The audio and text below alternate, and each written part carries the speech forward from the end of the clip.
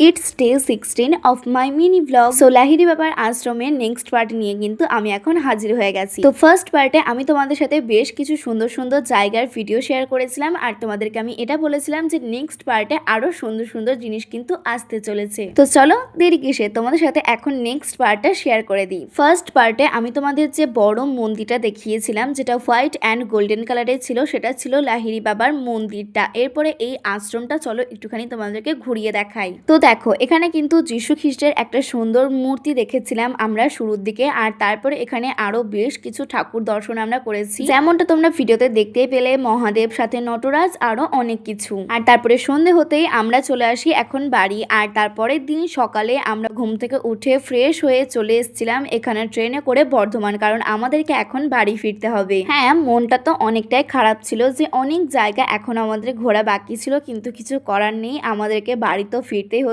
আমরা যেহেতু প্ল্যানিং করেছিলাম 3 থেকে 4 দিনের জন্য যাওয়ার, আর সেই 3 থেকে 4 দিন যে কিভাবে আমাদের সময়টা কেটে গেল সেটা আমরা নিজেরাও বুঝতে পারলাম না। আসলে সব প্রিয় মানুষদের কাছে একসাথে গেলে যা হয় আর কি। যাকে চলো এখন বাড়ি চলে এসেছি, আর বেশি মন খারাপ করে লাভ নেই। এদিকে দেখো, তৃষ্ণা বাড়ি আসা মাত্রই দৌড়ে চলে গেছে বুনুদেরকে নিতে। তো চলো আজকের মতো এটুকুই, টাটা।